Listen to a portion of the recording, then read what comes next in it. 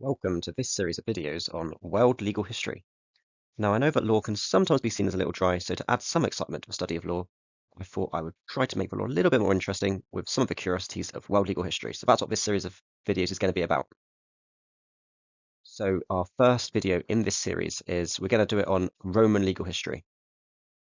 So first up, we're going to start with chapter 1, and I thought in order to explain the stories of legal history, we're first going to need a brief history of Rome.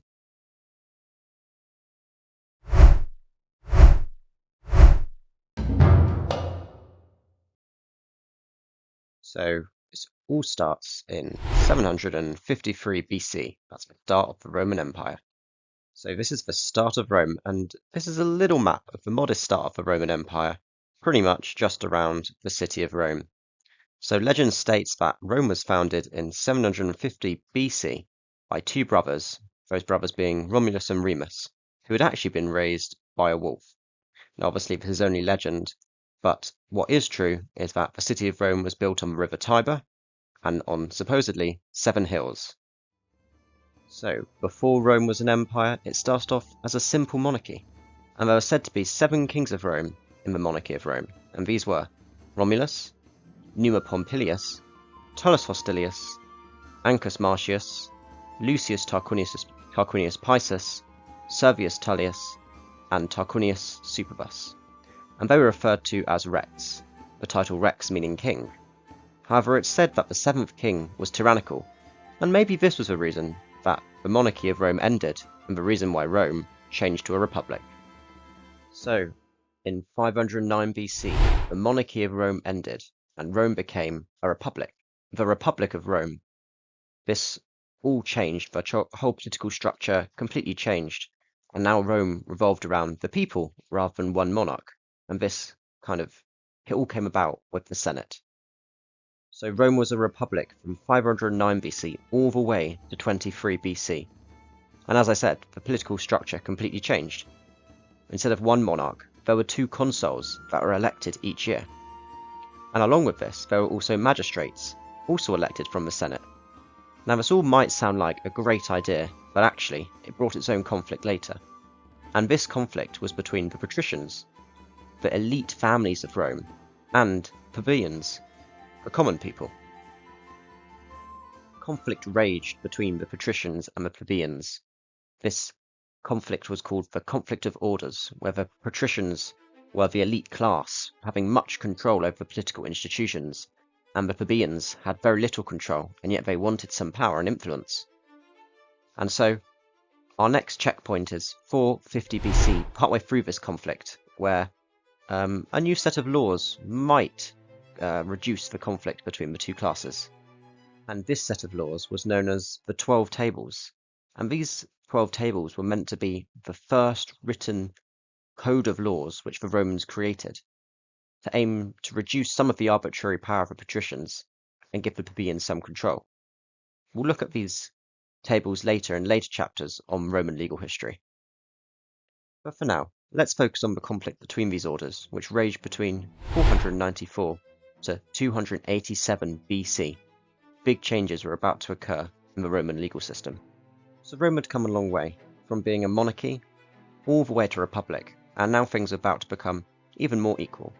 The plebeians began to gain more role in the Senate, and the Senate began to grow in power, this hub of this first idea of democracy. And there were also 3 assemblies: the Assembly of the Hundreds, which elected the senior magistrates, the Assembly of the Tribes, which elected the junior magistrates, and the Assembly of the Plebeians, and this was able to elect plebeian magistrates.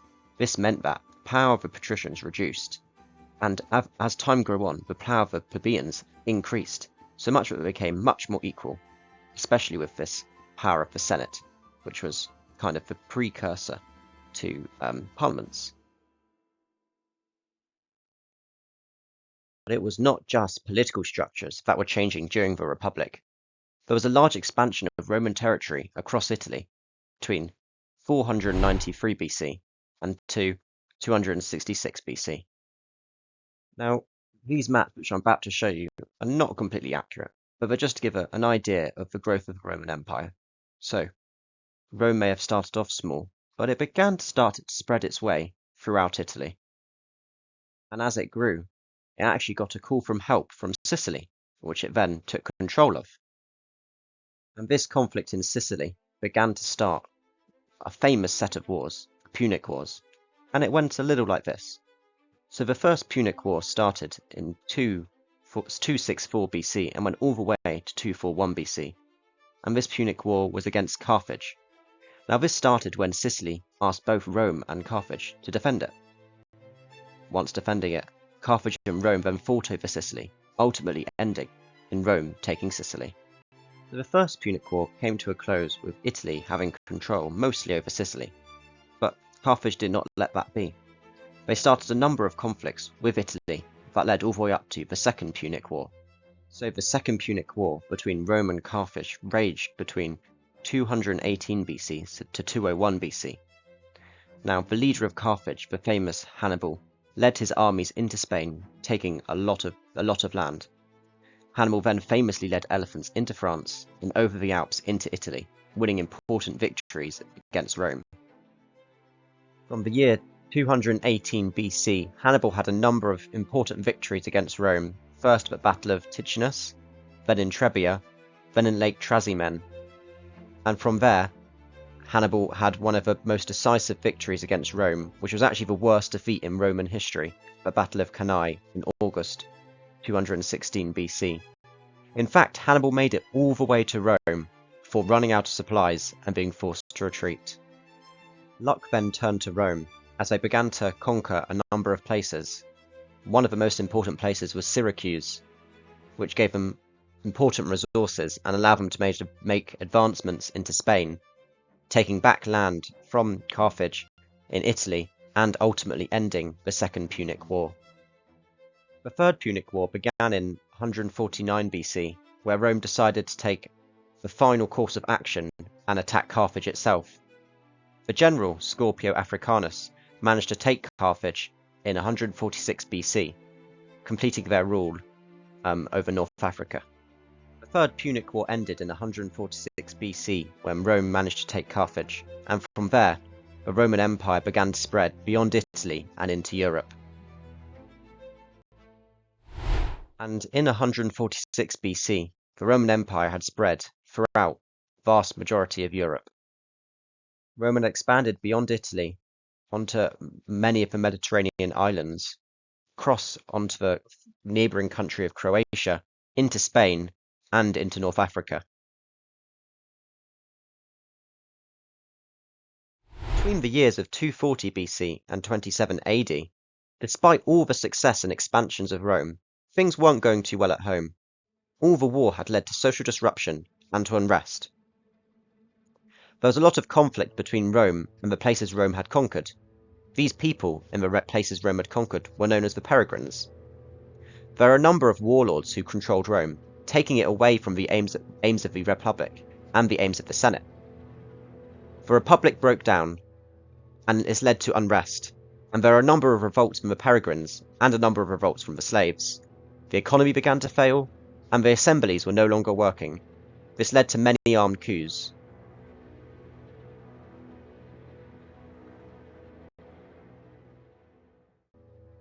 Julius Caesar managed to take control, creating some stability. However, even on his murder, there was more unrest.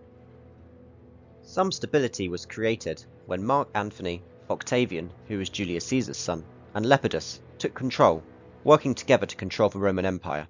However, this alliance soon collapsed, with Octavian taking control of the whole Roman Empire, and in 27 AD he declared himself Augustus, becoming the first emperor of Rome.